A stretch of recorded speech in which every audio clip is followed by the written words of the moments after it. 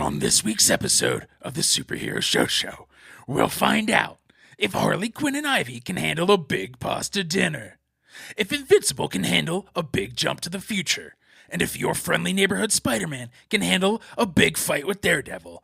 All of that and more on an all-new episode of the Superhero Show.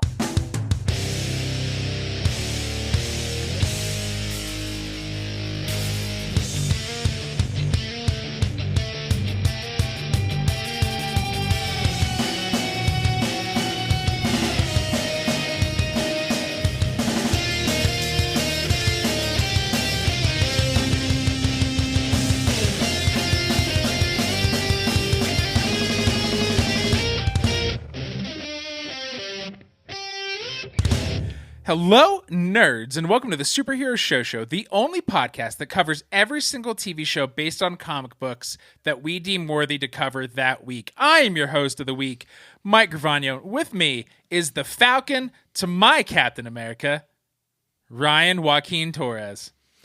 Wow, it's just so great to see my good friend here that I understand everything he says. All of his dialogue is incredible, impeccable. Just what a fascinating weekend it's been for both of us. What a fascinating weekend. I don't know. I have not talked to you about the new Captain America movie. This is probably the longest we've ever not talked about a movie. MCU movie? That's true. We are, you'll hear it at the end of the show, listeners. We are deep in best of 2024 everything. And so we've been watching what I like to think of as movies for adults. And so... But it also means we're on lockdown, save it for the show. Don't tell each other about the movies we're watching. So even though we both saw Captain America this weekend, we have not talked about it until now. And we'll get into it more next week, Ryan, when we have time. And, you know, I think giving it the due diligence to really process the meaty messages that the subtext hidden within this deep, deep film. But let's just start like, hey, what's the state of Marvel, Ryan?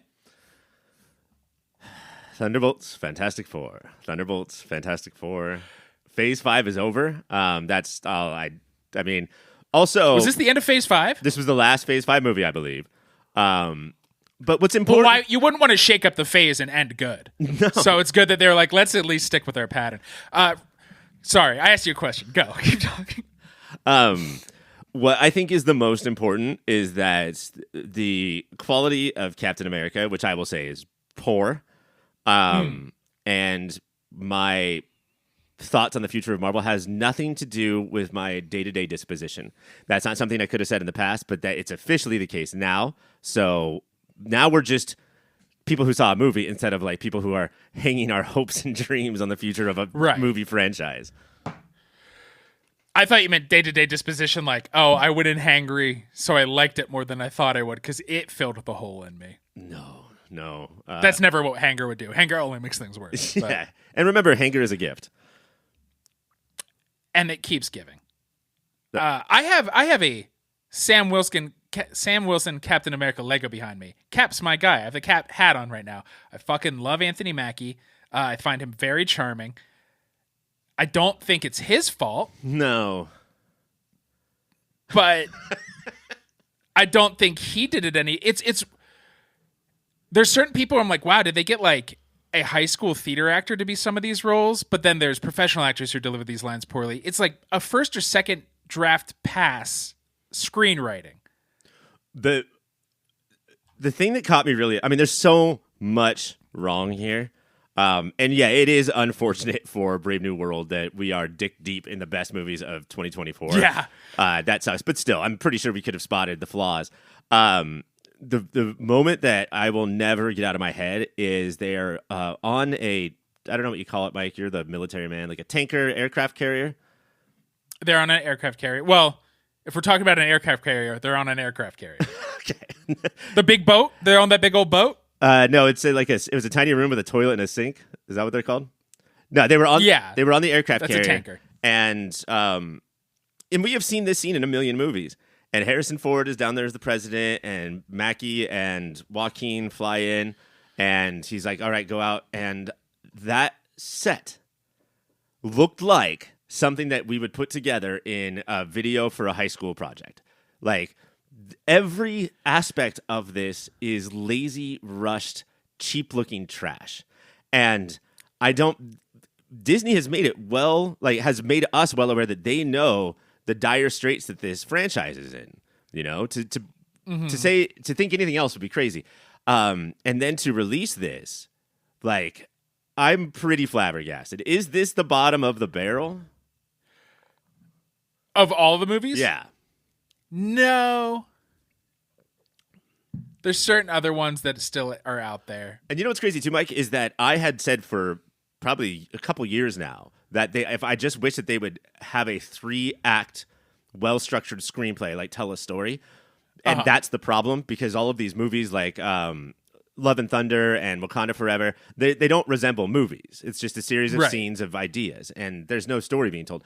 This, for what it's worth, was a fairly structured 3-act movie.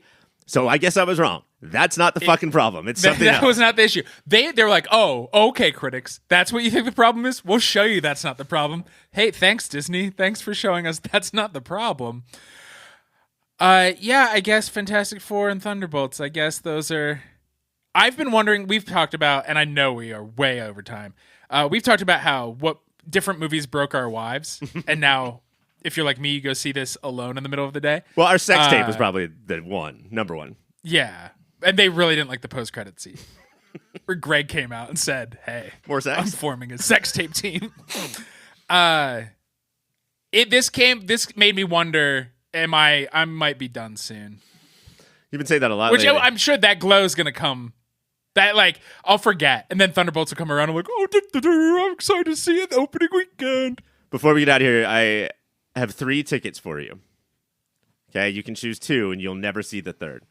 One for Thunderbolts, one for Fantastic Four, one for Superman. Which 2 are you selecting? Superman and Fantastic Four. Okay. If you could only select one, is it Superman or Fantastic Four? It's Superman. Oh! It's Superman. Not even a thought. I mean, right there, guys. We are breaking news right now. I'm going to get CNN on the email and fax them what you just said. Tonight we are talking about Invincible, your friendly neighborhood Spider-Man. But before all that, let's get into Harley Quinn.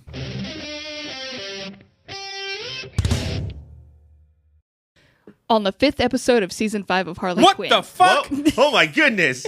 Hey Cassie. guys, I'm here. I've been here the whole time. Yeah, you guys just turned off my mics. You wouldn't let me talk.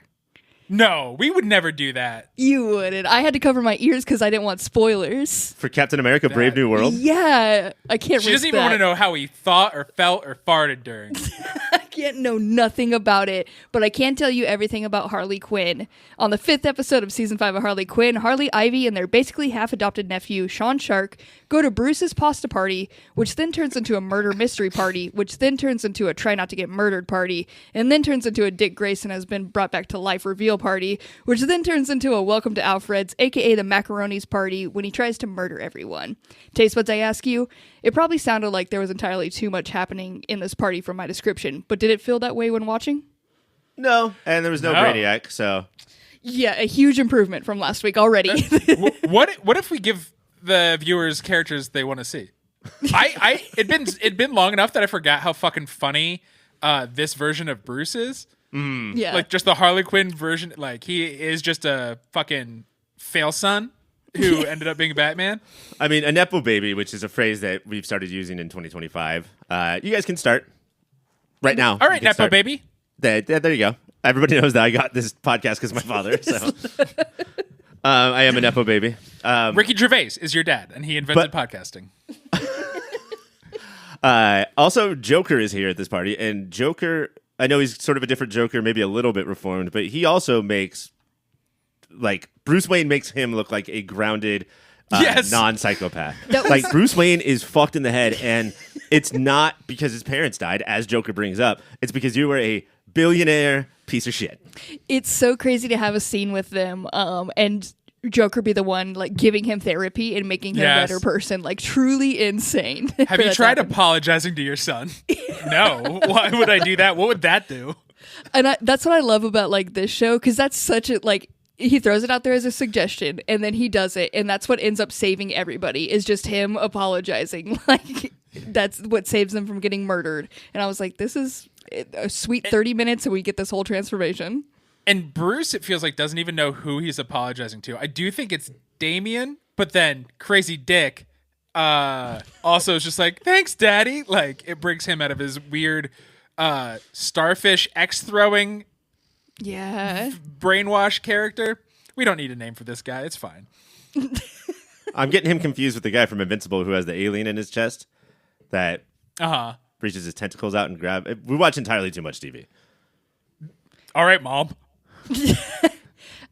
Since last week we had none of our people. This one we had them all get together for a pasta party, or a lot of them. Was there any standouts that you were like excited for?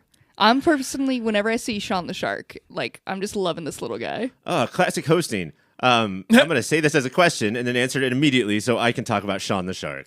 Also, we all know that you live with Caitlin, so of course you would love Sean the Shark. You just want more of that energy. She's biting off shower heads nonstop. Just getting her head stuck in stuff all of the time. Ugh. Honestly, yes. I mean, honestly, it was just, I love this Bruce Wayne. I mean, I hate him, but I think it's such a interesting depiction of the character. I feel like it's the depiction of the character that we've all sort of been waiting for. I don't know if we've talked about this on the show, but the way comic books have worked over the last 5 years or so is characters like Bruce Wayne, Tony Stark, Reed Richards, anybody who is famously rich has been taken to basically be put in a barrel with suspenders on, because that's the only way that what they think their readers will accept as this like anti-billionaire thing happens. I think that this does a great job of taking it a step farther by it's not just the money that makes you bad. Nobody's saying it's bad to have a lot of money. We're saying that only bad people get it, and there's a reason for that, you know, and that's what we're seeing with this guy who says he fights crime, but, you know, the cliche of why not pay for rehab for a lot of these criminals? Why not give them a house? Blah, blah, blah.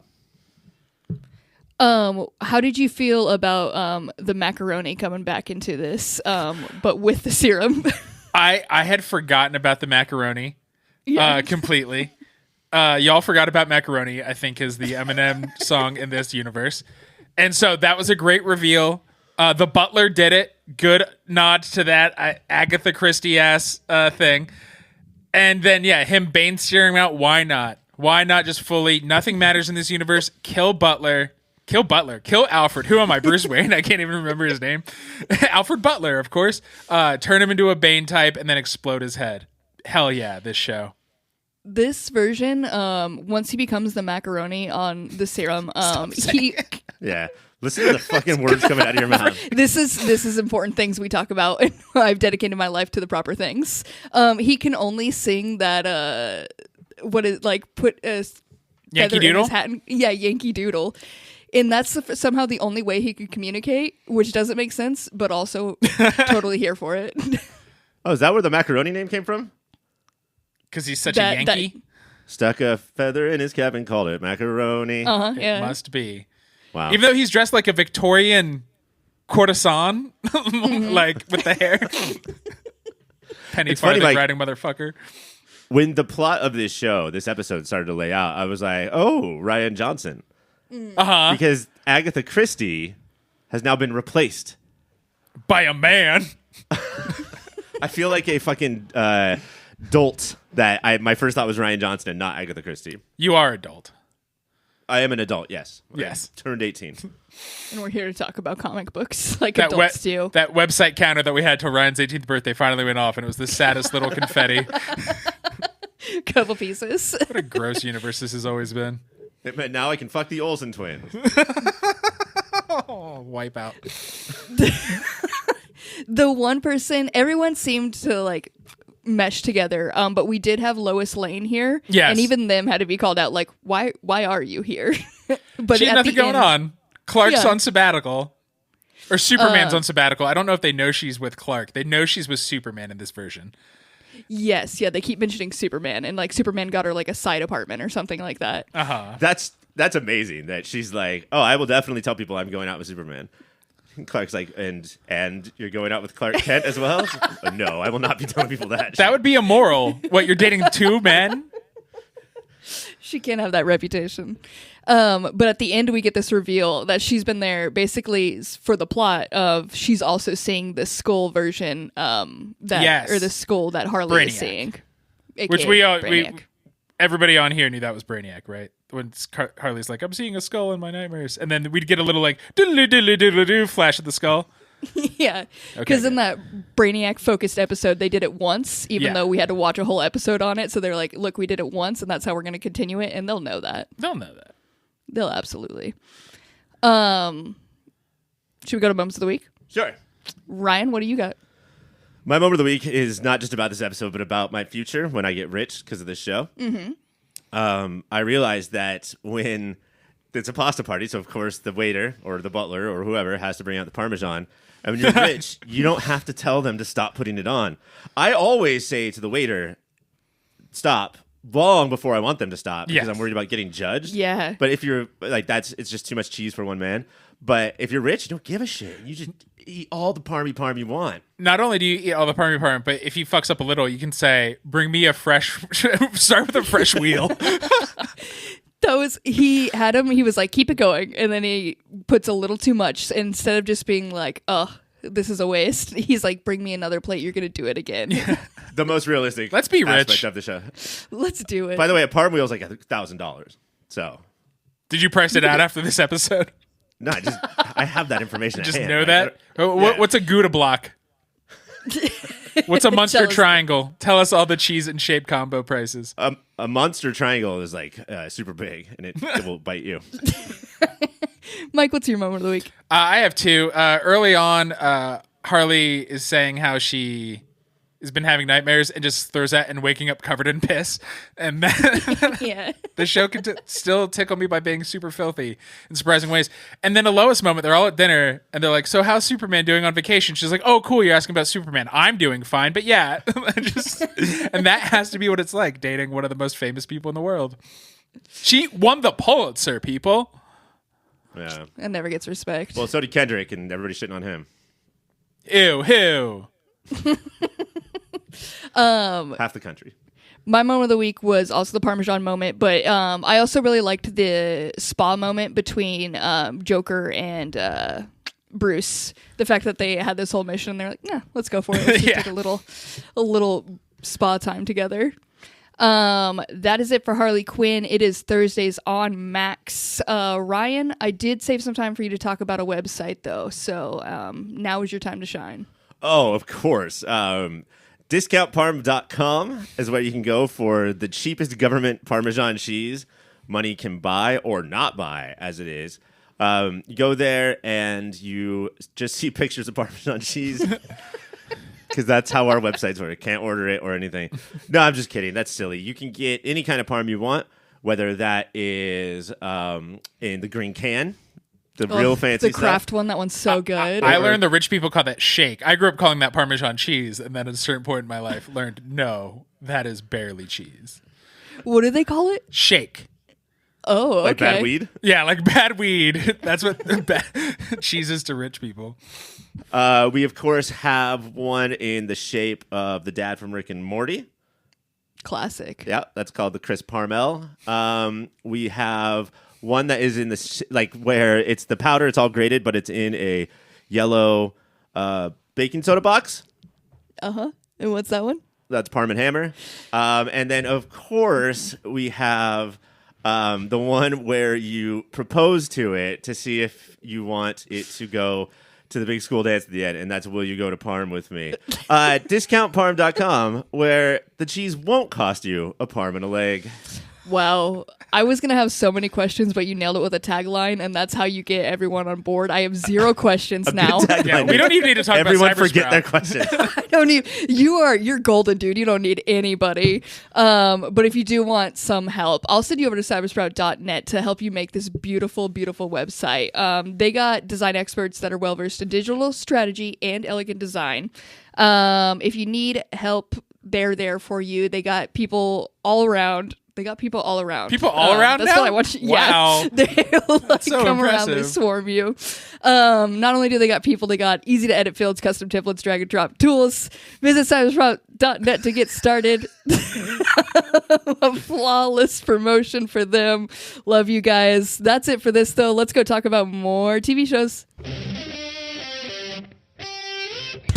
We're back to talk about all the other shows that came out this week. Starting it off, let's talk about Invincible. On the third and fourth episodes of this season of Invincible, Oliver gets a costume and gets out into the field, murdering the Maulers in the process. Meanwhile, Dropkick and Fight Master are back and need Mark to come with them to the future to take out an old immortal. After spending all season telling Cecil and Oliver not to kill, Mark rips Immortal's head off and then fucks it. I can't remember. Taste buds, I ask you this. Now are you starting to think that Mark is losing it like I had argued last week, that maybe Mark's in the wrong like I had said? Yeah, only you had said that. Definitely you. I was so wrong in disagreeing with you and being like, you sound like an old weird creep, man. The fact that no one ever remembers what they said on podcasts, you can just always use that to your advantage. I remember. I'm just playing along. I was right. You were wrong. Not only let's just jump right to this. King Immortal, it's hundreds of years in the future. He's just like, oh, you left with your family, and so of course I had to go mad and kill everybody, so you should kill me. And Mark's like, I don't want to kill you. Why don't you just like throw yourself to the sun? And he's like, no, suicide is the coward's way out. I want suicide by soup. That's so much better. What? Fuck off. And Mark goes like, no. You punch me twice, I'll pop your head. Even Duke, Fight Master, what are their names? Fight Master and Kick Bro. We're like, whoa, that was intense. It's punch, slap, and pinky swear. Yeah. Punch, slap, and pinky swear. They brought him there to kill him.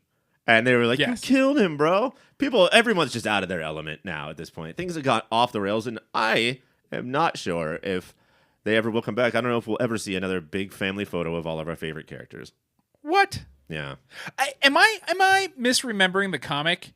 It's been a long time, but it did feel like on par with Spider-Man and super fun. It was violent, but like Mark was like quippy and fun. Does it get super dark? And I'm just not remembering those parts of it. Yeah, I was thinking that too. I mean, I remember that it was like if Superman started as Spider-Man, like that was the comic, yes. Right? And I remember I was just kind of down, not necessarily bored, but like bummed watching these two episodes. And they both had their moments. And this show has like been at the top of our list in previous years. You know, maybe it's just I've seen too much of the show now.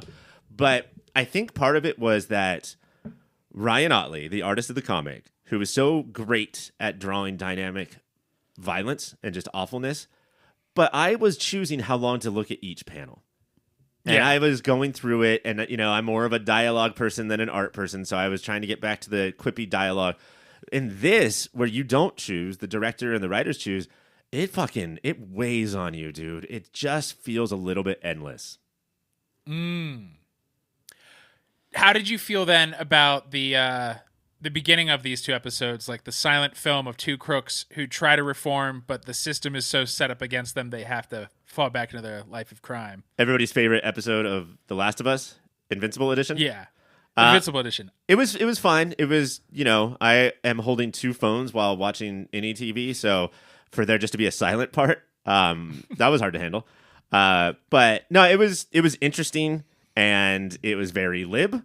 You know, it's hard for me to imagine what somebody on the right would be about giving criminals, particularly gay criminals, any sort of empathy whatsoever. But well, kind of an not oxymoron, redundant, right? Gay criminals, aren't they all? One of us has to represent the other side. That's true. Our Mike Colbert over there will pretend to be right. It was. I mean, what we're looking for is anything new. Right? That's in all this TV. And so the fact that Invincible hadn't done something specifically like that, so ground level, every season they have a couple of, montages that are just set to music, but it was good. It was, I think that we ran into more problems afterwards when we get to a character like Oliver. And Oliver, I don't think is the problem.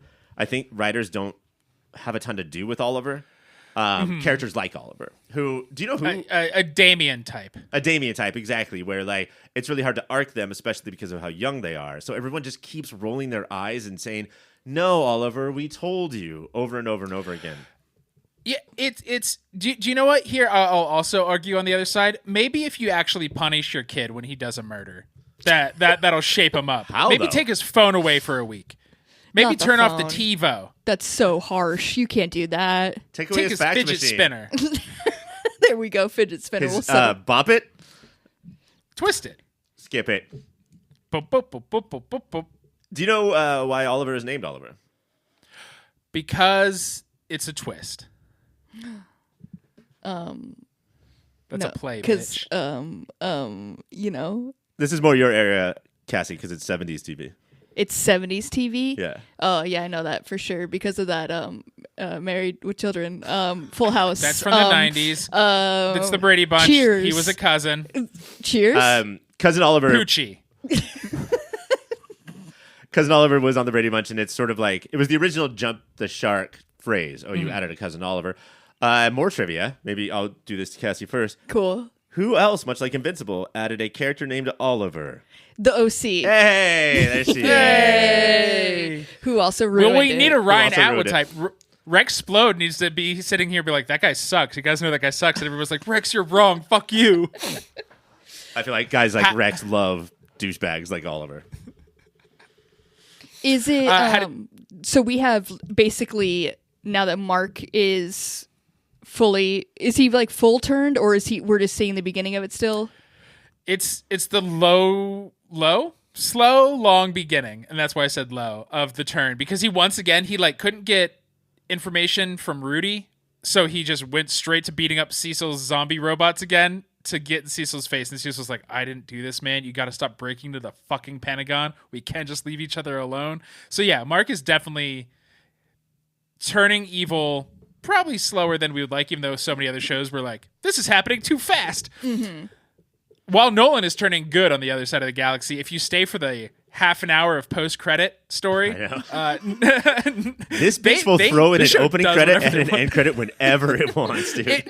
There was 10 minutes. There's 10 minutes in between the opening credit and the end credits of the second episode we covered, and then so much show on both sides of those. There was no end credits for the second episode, and then I was watching like season 6, episode 2 of Cheers, and halfway through that, it's Invincible end credits. Invincible.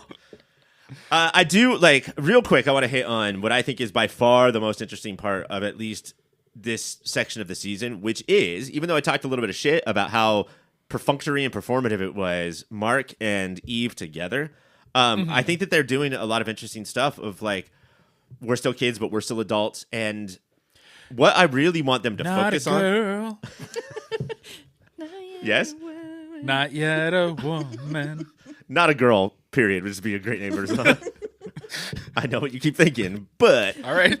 All right, Sum 41, you're not. We get it. There is this fine line to walk when you're in any relationship of being supportive and being enabling. Right. And so Mark is always apologizing because he's late or not there or whatever, very Peter Parker. But when he explains it, he's sad at whatever happened, with Cecil or Oliver, whoever, and Eve is always there like a good partner to be like, it's okay, you did your best. And at a certain point when you're a partner, in any relationship, you need to be able to say whoa, what the fuck, dude? Yeah. And I don't know if that's going to happen. I do think that they're going to start enabling each other. It seems like, even though, Eve doesn't do anything wrong, her big story in these 2 episodes was she told her parents, accept me for who I am or I'm cutting you off. That's great. Go NC if you need a term I learned from Reddit. Go NC with your parents if they don't accept who you are. Mark should support that. But she should not enable Mark and his murderous ways. And then what did Eve say when her dad was like, I can't even tell if you're a girl or a woman? She said, not a girl. Not yet a woman. It's so fun to try to sing a song that you haven't heard in 20 years. Is that the melody? Who cares? For sure. Absolutely. Should we go to Mums of the Week? Sure. Let's do it. Ryan, you go. I have 11. Okay. I'll allow it. First of all, crazy. Mike, did Ray always talk like that? I feel like all of a sudden she's just from the Bronx. Did I miss that from the No, past? yeah. She used to only say one line, but no, there was no way that was her. This new actor, new take. Who cares? I don't know. Eve's dad is back. Just the worst character on television. Fucking hate that guy. There is. I'm not distracted by that kiss. I just think there's a portal opening up at the table next to us. Incredible line delivery by Eve. And I learned that one of the things that I find hottest in the world is when you're a pretty girl. Oh, God. And you use your powers to take our clothes off.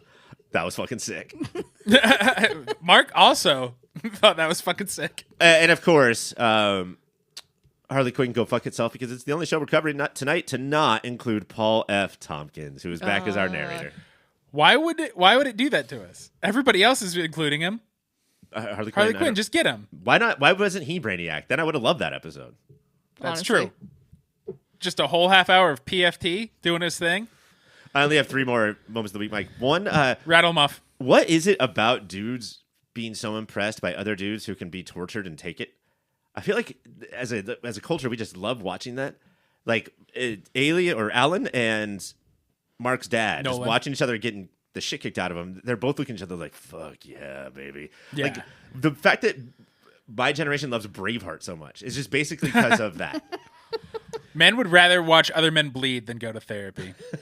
And then, Mike, I did want to ask, is this the first time we've seen Battle Beast in the cartoon? Or was he around last season? I think he was around briefly in like the Alliance or like in the background. Like he's such a mega douche, and I do love him. Also, shout out to my boy Michael. It's Worf. It's Worf from Star Trek Next Generation who voices Battle Beast, and pretty similar character. Worf. We all that's beloved. That's the guy who's like, my name is Battle Beast. Stardate. Yep, Common that's people. him. Halloween. Mike Myers. Halloween mask. My face. That cover slept on. Yes, I agree. Do you have more moments of the week, or can I fucking say one? Well, I'm going to transition into you right now because I figured something out about Battle Beast, and I think you're this show's Battle Beast, is that the reason why I think he was so liked, when the comic books came out, Cassie, this character, and it's a giant white tiger man who fights. yeah. I don't know if you rad. can tell by his name. That's fucking rad. It's because his whole thing of chicken, like, no, I'm serious, I will fight you till I die. He's the only one that's believable. Yeah, Everyone else will turn their what's that game where you drive at each other? Is that chicken? chicken. What's that thing you get 20 pieces in a bucket, Colonel Sanders? Chicken. Has nobody in this family played chicken? But everybody always turns their car. Battle Beast will Right. never turn his car. And I think that's why he's so popular. And he's a big tiger. Yeah. Battle Beast fucks. And the fact that every time somebody came into the room and like started fighting really good, he was like, "Oh, they're great." I appreciated that. Mike, your moments of the week? The Maulers fight the Guardians of the Globe, and RTJ is the backing music. Gotta love Rad. anything that uses Run the Jewels, unless it's a fucking tax commercial. What are you doing to us, Run the Jewels? That ruled. And then Alan looks like he's gonna die, and Nolan starts fighting, and then later he's just like, "Oh, wow, you heal pretty quickly," and he's like, "Oh no, I was fine. I just knew." Yeah. Me almost dying would inspire you. And like Seth Rogen is crushing it as Alan the Alien.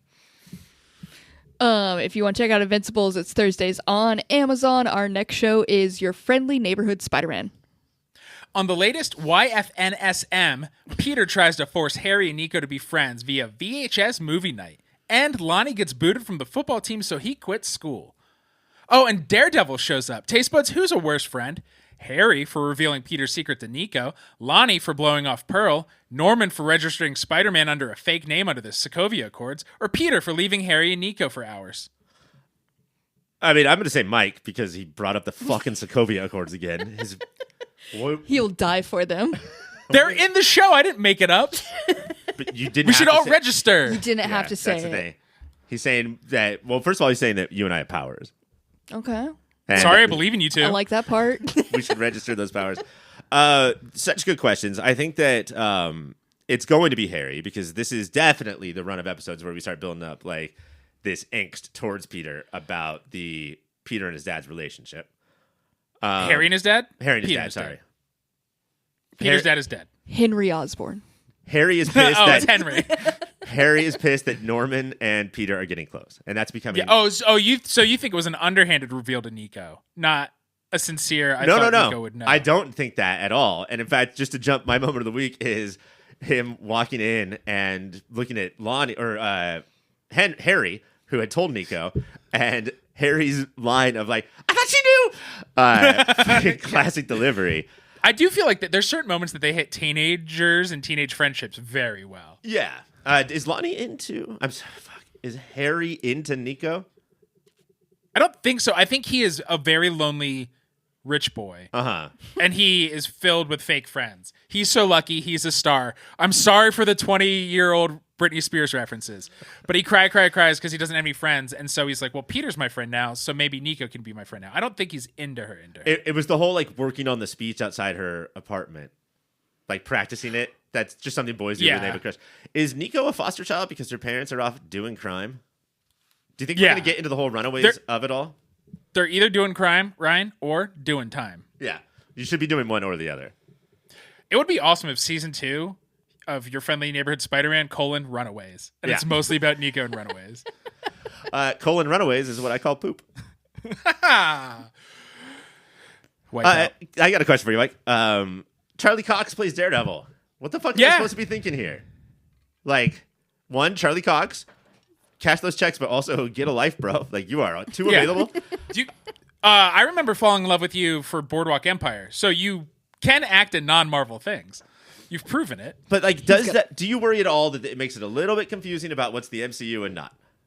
No, I see this online a lot. They're like, but wait, does this count? I guess that's more for DC these days. My answer is mostly, who gives a fuck? Just watch the thing you're watching and does this fine. But we know this is an MCU because there's a Norman Osborn. Peter hooked up with him instead of Tony Stark.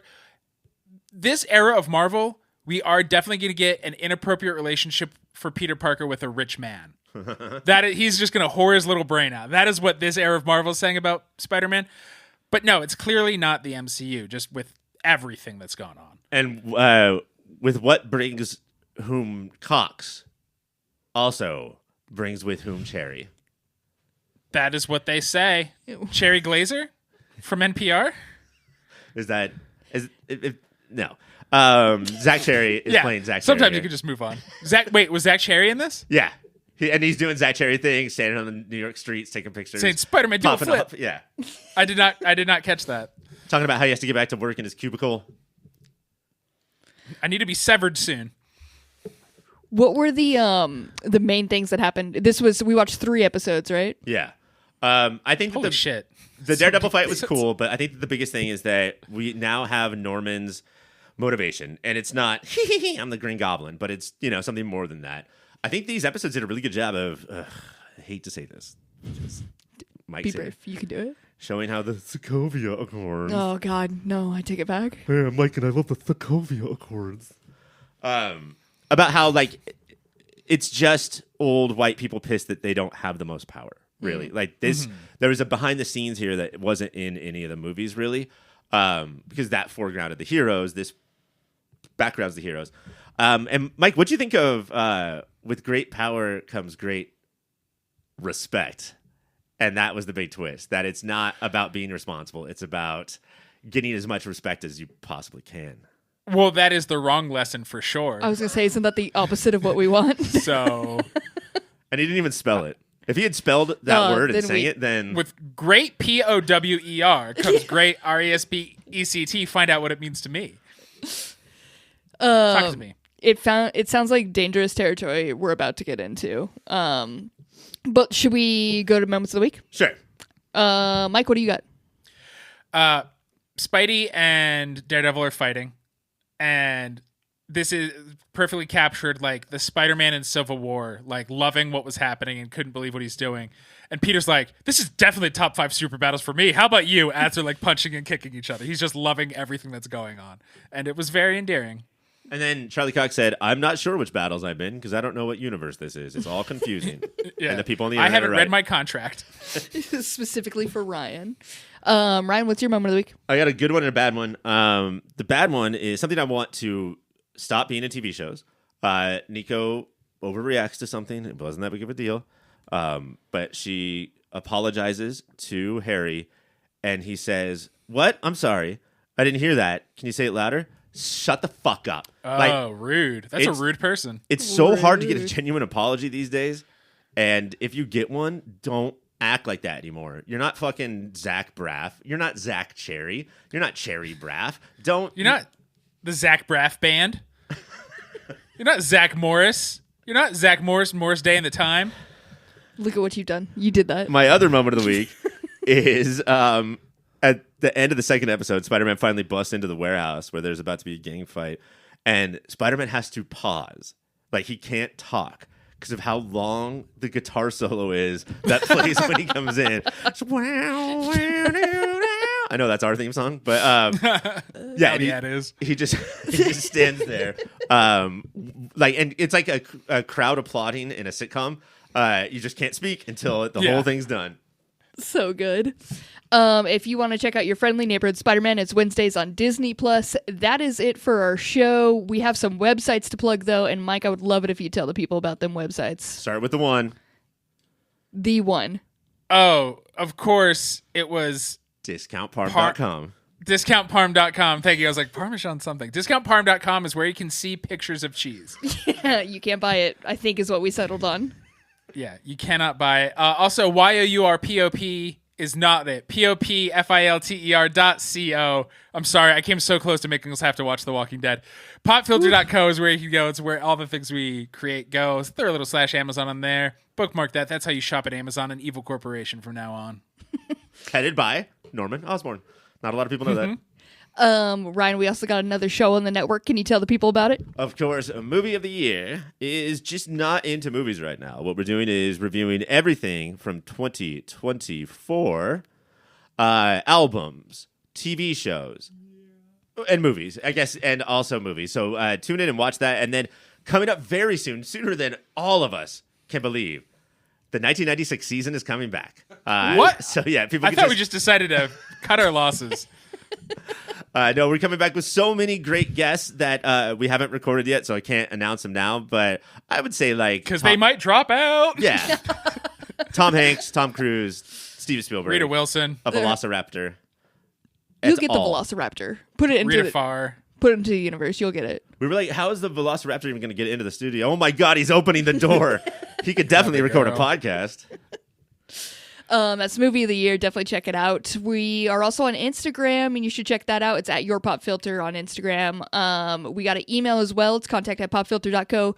Email us any questions, anything you love about the show, anything you love about us specifically. Yeah, like 10 compliments per email would be fine. That would be fine. If you just want to start them with that, we would appreciate it. Contact@popfilter.co. All right, fuck it. We're watching Walking Dead. Oh, we will never. Two of us fucked up. That's what we got to do next week. Over my dead body. But next week we will be talking about the season finale of Your Friendly Neighborhood Spider-Man, and we will not be talking about anything with The Walking Dead. That is it for this week, though. For Mike, I'm Ryan. For Ryan, I'm Mike. For me, I am me. Bye, everyone.